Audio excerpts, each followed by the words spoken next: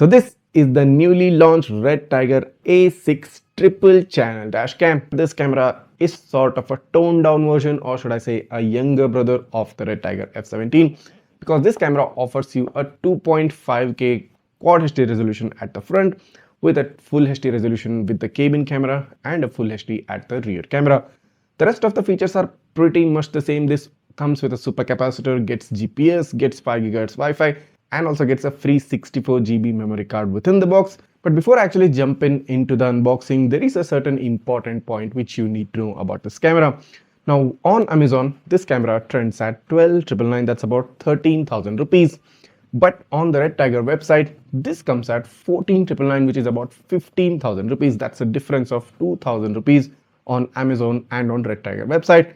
But I think you should consider buying and paying extra 2,000 from the Redtiger website. And the reason being, on the Redtiger website, you get a free hardware kit, which itself is worth about 2,600 rupees.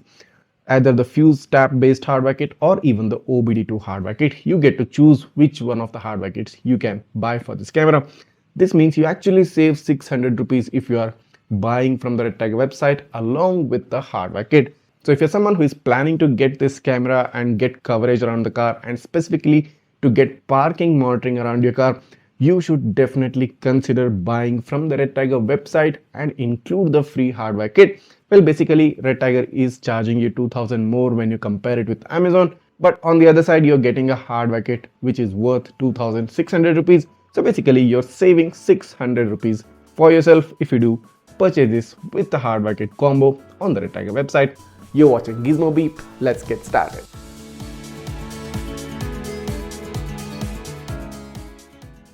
So here's the box pack of the Redtiger A6, and clearly they have mentioned that this shoots at 2.5K front, 1080p interior and 1080p rear. This gets 5.8 GHz Wi-Fi connection and also supports voice control.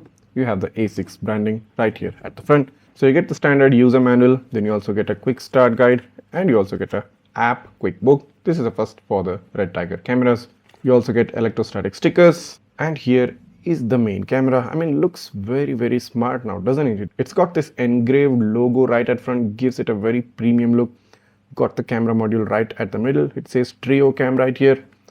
At the back you get the interior camera, which is movable, so it goes up and down and even left and right about 15 degrees. You've got the standard slot for the windshield mount, and of course the windshield mount doubles up as your GPS receiver. You get the Type-C port for power, and the next port is for the rear camera. You get a lot of ventilation holes, and I must say this camera looks and screams premium.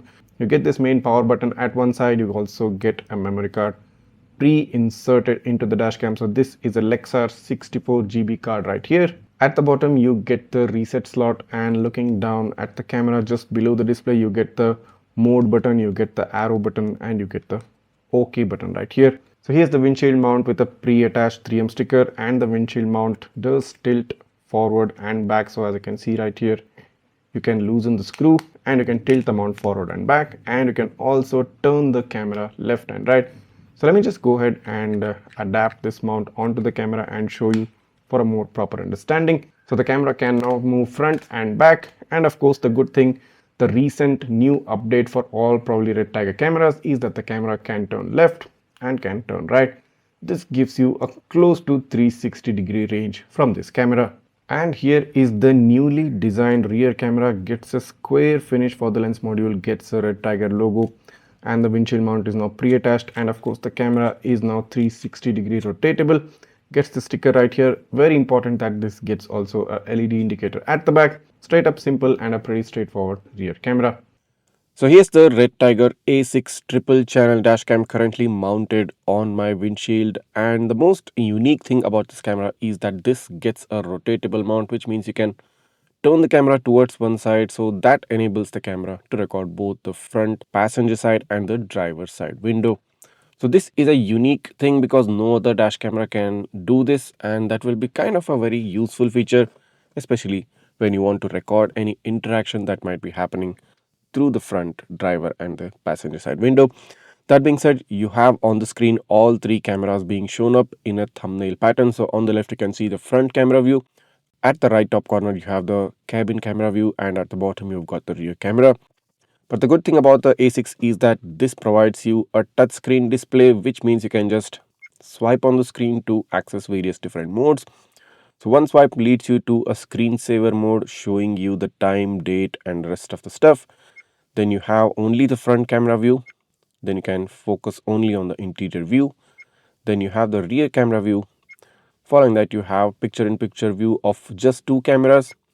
Then you have picture-in-picture view of the front and the rear camera. I mean, the previous one was the front and the cabin. Then lastly, you've got all three cameras simultaneously being shown up on the screen. So having a touchscreen is a really convenient feature because this makes things so much easier in terms of accessing and in terms of changing the various aspects of the dashcam along with its settings. So let's head into the main settings of the camera. So just touch the screen and you find the settings icon at the left bottom corner. Let's click on that. So once you've entered the settings option, you get this classical user interface which is synonymous with Redtiger, black background with red colored icons.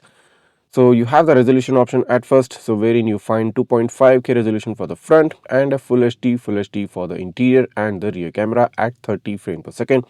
You also have the option of converting all three cameras into an FHD, basically converting the front resolution to FHD as well. You can use this to save space, but I would recommend keeping it at 2.5K resolution for the best possible video quality. You've got the sound record option, basically the mic option. You can set it to off or on. Then you've got the loop recording. So the minimum is about 1 minute and the maximum is about 5-minute file size recorded each time. Then you have the G sensor. You can set it to off, medium, low or high. Then you have the fatigue reminder. You can set it to off or you can set it to 1 hour, 2 hours or 3 hours. Then you have the Wi-Fi option. You can set it to off or you can turn it on at 2.4 gigahertz or you can even set it at 5.8 gigahertz. Heading back, you have got the volume of the device. You can set it to low, medium or high or you can turn it off completely. Then you have the click tone off or on options. Then you've got the screensaver option. You can set it to turn on after 10 seconds, after 30 seconds or 2 minutes. Then you've got voice control. You can set it to off or on, and if you want to see the kind of voice commands, so the standard set of voice commands for the camera are available on the screen. You can remember these and try and use this for functioning of the camera. Heading back, you've got the internal recording. You can set it to off or on. Then you've got the night vision switch. So you can set it to off or you can set it to on or you can set it to auto. Basically the night vision switch is probably for the interior camera, wherein it turns on the infrared lights based on the kind of low light conditions that are prevailing inside the cabin. Then you've got the mirror flip option. You can flip the recorded image left or right based on your requirement. Then you've got the rear camera flip option for the rear camera. Then you've got parking mode. So within parking mode, you've got G sensor trigger recording, 12-hour time lapse, 24-hour time lapse, or 48-hour time lapse recording. Or you can turn off the parking recording entirely. Then you've got the GPS. So this shows you the strength of the GPS signal. Then you've got the date stamp off or on. Then you've got the speed stamp. Then you've got GPS stamp. So basically you can turn off or on each of these individual stamps on the video. So if you don't want them to show up on the recorded video, you can turn them off completely. Then you've got speed units, kilometers per hour or miles per hour. Then you've got the language option. Then you've got the clock setting, which is very important setting and you need to make sure that you set this properly. Then you've got the time style, 12 hours or 24 hours. Then you've got the time zone, currently set at GMT 5:30 New Delhi. Then you've got DST, that's daylight saving time. So this will apply if you are in the United States. Then you've got the flicker option. So you can basically decide the frequency, that is 50 Hz or 60 Hz. Then you've got the format reminder. You can set it off or you can set it to remind you once in 15 days or once in 25 days. Then you've got the format memory card option. Then you have the card speed. You can test the card to see if it is compatible with the dash camera. Then you've got the reset setup. You can reset the camera back to its original factory settings. Then you've got the download app option, wherein it provides you a QR code to download the app on your smartphone. You've got the product information and you have the help center, which also provides you a QR code to download the required help files. So these were the on-screen settings for the camera, pretty much standard user interface and standard settings which we find in almost all Redtiger cameras. So that was the settings option. The next option is the emergency record, and if I do click on that, the recording logo turns yellow from red, and this will start, or should I say initiate, the recording of an emergency video. So just in case if you're in a situation where you want the camera to record an emergency video, just click on the lock button right at the bottom of the screen and the camera will do the rest of the job for you. So the third option is the album section. So if you do click on that, you get all the folders wherein the recorded files have been kept. Following that, last option is the switch camera option. So if you do click on that, it turns the camera, or should I say the display, into various different modes. So what you can basically do is, this is two-in-one option right here. You can basically swipe the screen to do this. You don't have to like specifically use the option at the bottom, because that's like very small and the area covered by it is very minimal. You can easily do the same thing just by swiping on the screen, either in a left or a right direction. So this was the quick overview of the Redtiger A6 triple channel dash cam. I do think at this price range, this is one of the finest Redtiger dash cams that are available out there, and you should definitely consider this if you're planning on buying a dash camera around the price bracket of about 12 to 13,000 rupees. So starting off with the video quality from the front camera, so this shoots a Quad HD 1440p resolution at 30 frames per second with a bitrate of about 18,000 kbps. It has a file size of about 129 MB per minute, and you can also notice the GPS coordinates being displayed on the recorded video along with the speed of the car. Now it's in miles per hour, but you can change it to kilometers per hour as well. The overall video quality looks quite decent. I mean, this is really good considering this was heavy overcast conditions, it was raining.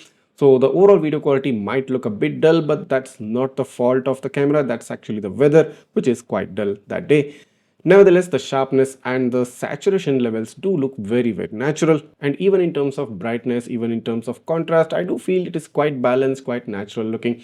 There's no major complaint against this kind of video quality, and especially the field of view of the front camera is also pretty good. It covers a very wide angle in front of the car, and this should be sufficient enough considering the price point of this camera.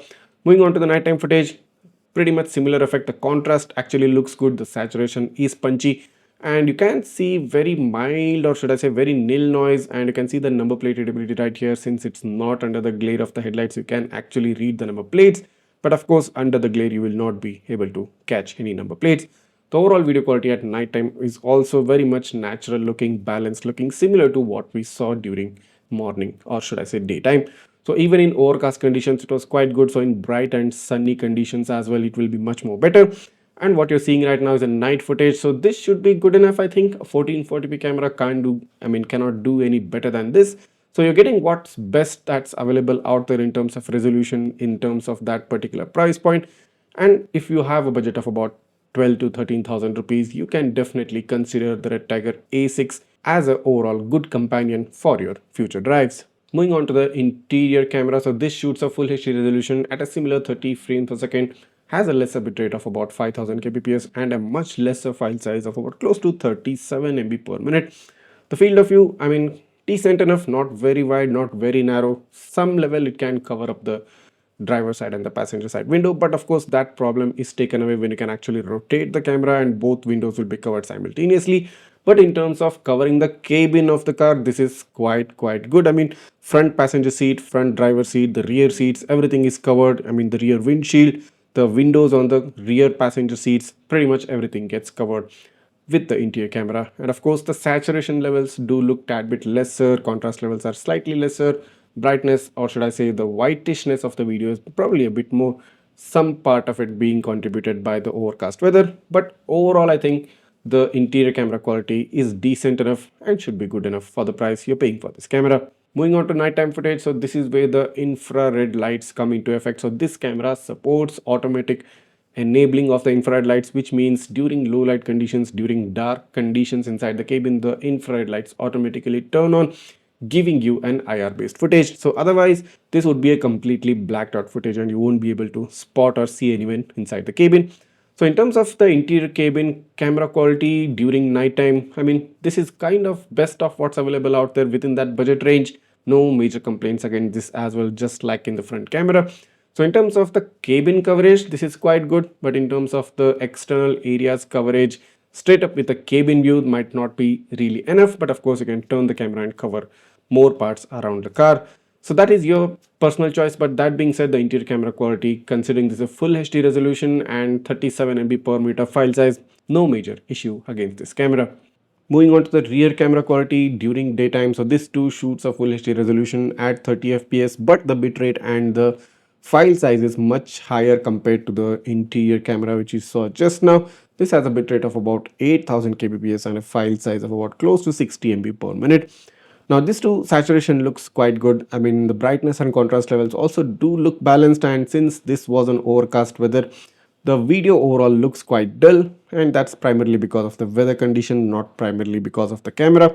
Nevertheless, the field of view of the rear camera is also decent enough, covers most of the vehicles, and as you can see that Maruti Omni is like really approaching my car now, and you can clearly read the number plate of this car as well. So within the close range of about 5 to 10 feet, the rear camera will be able to give you a good read of the number plate, and maybe the Hyundai i20 right behind it, and maybe a bit more blurred number plate read at that distance of more than 10 feet. So the overall quality again is quite good and sufficient enough for the purpose. Moving on to nighttime quality, this camera does tend to catch some headlight glare. You can see those white blobs of headlight right in the middle of the video. So this is characteristic of most rear cameras within this price range. So it actually is quite normal. So this kind of a white blob effect does happen a lot in non-star visto based cameras. So even in some star visto cameras as well, you can see some level of white blobbing, but it won't be as drastic. But non-star visto cameras do tend to have this effect because they cannot compensate for such high exposure from the headlights. But considering the rest of the part, I mean, it's quite good if there are no vehicles at the back focusing their headlights towards you. The rest of the video should be good enough. But if there are vehicles coming right behind you, right behind the camera, you will have this characteristic white glow in the middle of the screen. So overall, this is kind of a similar effect to most other rear cameras and not just particularly the Redtiger A6. And considering this is a 12 to 13,000 camera, this is the best you can get at this particular budget. And of course, if you are interested in taking a deep look into the camera and if you want to purchase it already, I'll give you the link for the Redtiger website, which is obviously a more better deal because you're going to get a hardware kit with a 600 rupee discount if you do purchase it from the Redtiger website. Of course, I'll also provide you the Amazon link just in case if you don't want a hardware kit and you just want to buy the camera. Check out the links in the description below. And of course, if you do have any queries or if you want to know any specific thing about this camera, just write that down in the comment. I'll try to get back to you as soon as possible. And if this video has given you some excitement, some hope for the future to see what kind of new cameras come up, well, go ahead, hit that subscribe button of my channel right now, smash that like button and share this video to those who are looking for some new amazing dash cameras. Thanks for watching. See you in the next one.